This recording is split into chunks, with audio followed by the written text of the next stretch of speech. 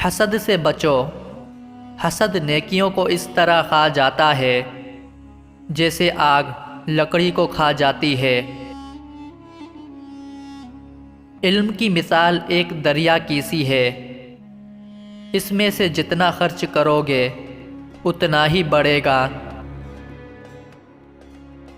اگر تم ہنستے ہو تو تمام دنیا تمہارے ساتھ ہنسے گی، لیکن اگر روتے ہو تو اکیلے ہی رو گے۔ لوہے کا کلہاڑا لکڑی کے جنگل سے ایک چھلکا تک نہیں اتار سکتا جب تک کہ اس کے ساتھ خود لکڑی کا دستہ شامل نہ ہو۔ اپنے صدقے کو احسان جتا کر اور دوسروں کو ضرر پہنچا کر ضائع نہ کرو۔ تم میں سے وہی لوگ اچھے ہیں جو اپنی بیویوں کے ساتھ اچھا سلوک کرتے ہیں۔ محبت اور خلوص آپس میں فاصلوں کو مختصر کر دیتے ہیں۔ عالم سے 1 گھنٹے کی گفتگو 10 برس کے مطالبے سے زیادہ مفید ہے۔ دوسروں کے گرنے پر آج خوشیاں نہ مناؤ، کل تمہارے ساتھ بھی وہی ہو سکتا ہے۔ حق بات کہتے ہی رہو، چاہے تمہارے لیے نقصان دہ ہی کیوں نہ ہو۔ میں خوش رہتا ہوں اس لیے کہ میں کسی سے کچھ نہیں چاہتا۔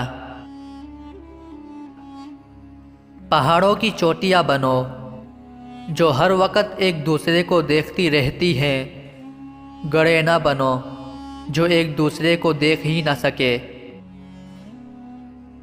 مومن پر جب بھی سختی یا بیماری، رنج یا تکلیف آتی ہے، یہاں تک کہ اسے کانٹا بھی چبھے، تو اللہ تعالیٰ اس کے بدلے میں اس کی کچھ خطائیں معاف کر دیتے ہیں۔ زبان کو گلا شکوہ سے بچاؤ، دل کو طمانینت حاصل ہوگی۔ حکمت ایک درخت ہے جو دل میں اگتا ہے اور زبان سے پھل دیتا ہے۔ وقت ایک ایسا دریا ہے جس کے کنارے نہیں ہوتے۔ دنیا اور آخرت کی مثال ایسی ہے کہ ایک شخص کی 2 بیویاں ہوں، اگر وہ ایک کو مناتا ہے تو دوسری روٹھ جاتی ہے۔ دولت برف کا وہ تودا ہے جو پگھل جاتا ہے، اس لیے دولت پر غرور نہ کرو۔ اگر تم چادر سے زیادہ پاؤں پھیلاؤ گے تو وہ ننگے ہو جائیں گے، اس لیے آمدن سے زیادہ خرچ نہ کرو۔ اگر قرض لے کر تم ضرورت کو پوری کر رہے ہو تو کیچڑ سے نکل کر گندگی کے سمندر میں پھنس رہے ہو۔ ہر وہ کام جس کا انجام اچھا اور دل کو سکون دینے والا ہو، وہی کام سچائی اور انسانیت کا کام ہوگا۔ صرف نیک نہ بنیے بلکہ کسی کے ساتھ نیکی کر کے بھی دکھائیں۔ کسی بات کے لیے دوسروں کو نصیحت کرنے سے پہلے خود بھی اس پر عمل کر لیا کرو۔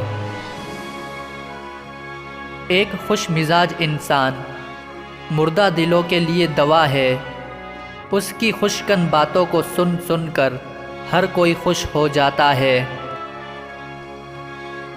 ظالم کو معاف نہ کرو کیونکہ یہ مظلوموں پر ظلم ہوگا۔ اچھی کتابوں کا مطالعہ دل کو زندہ اور بیدار رکھنے کے لیے ضروری ہے۔